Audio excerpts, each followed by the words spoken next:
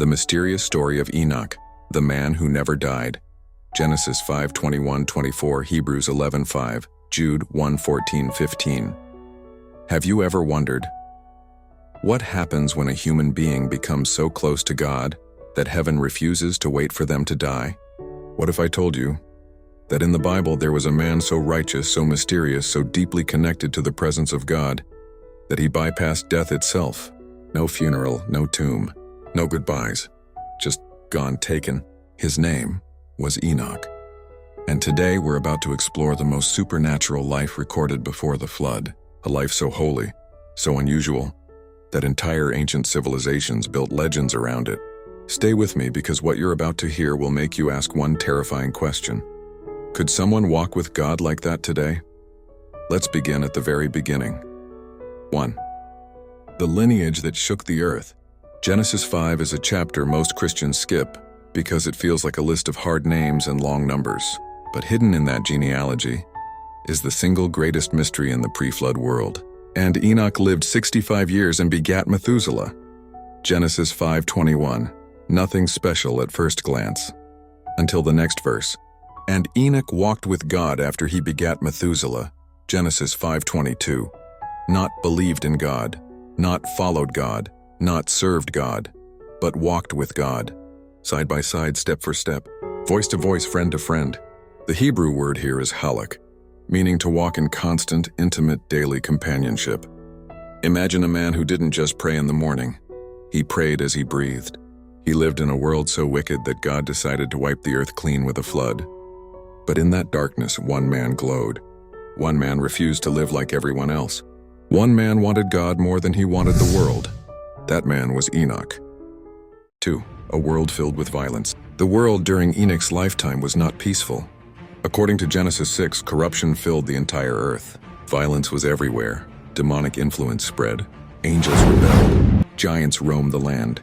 It was a time when men lived almost 1,000 years, meaning humans had 1,000 years of sin to master evil. Imagine a society with the physical strength of giants, minds uncorrupted by disease and no laws restraining them. Imagine a world where cruelty could last centuries.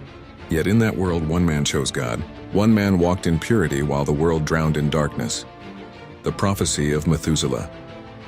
Jewish tradition says that before Enoch named his son, God gave him a prophecy. When he dies, judgment will come. So Enoch named the child Methuselah, which literally means when he dies it shall come. If you calculate the timeline in Genesis carefully, Methuselah died the exact year the flood came, meaning for nearly 1,000 years. Every sunrise and sunset the people knew, when that old man dies and God's wrath will fall. Methuselah's long life, the longest in the Bible, wasn't random. It was God's mercy, stretched to its longest limit. And who received that prophecy? Enoch, a man so close to God that heaven trusted him with the countdown to judgment. The days Enoch disappeared for hours. Ancient writings like the Book of Enoch, not in the Bible but historically referenced in Jude 1:14-15, describe something strange. They said Enoch would vanish for hours, sometimes days. He would walk into the wilderness and return glowing, shaken, trembling, speaking of things no man had ever heard. People whispered that angels visited him. Some believed he was taken to heavenly realms.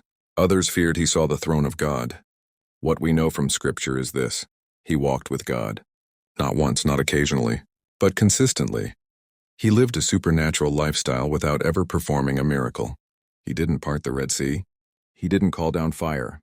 He didn't shut the mouths of lions. He simply walked with God, and that walking was enough to break the laws of death. Before I continue, if this story is already opening your eyes to the depth of Scripture, make sure you like this video and subscribe so you don't miss any more deep Bible breakdowns like this. We're only halfway through Enoch's mystery, and it gets even deeper. Okay, let's continue him. He pleased God so much. He broke history. Hebrews 11:5 says, "By faith Enoch was translated so that he did not see death because he pleased God." He pleased God so much that death became optional. Let that sink in. The one thing every human must experience, way from Adam to the final generation, could not touch him. God looked at this man and said, "Your place is not on earth anymore." Imagine walking with God so deeply that heaven becomes jealous for your presence. Imagine living with such purity that God says, I'm not waiting for you to die, I want you now. The day Enoch was taken. Picture this moment. Enoch wakes up like every other day. He walks, he talks to God, he sings, he prays. Then at some point, the ground beneath him disappears. The wind shifts, the air trembles. A light appears and suddenly, he is not on earth anymore.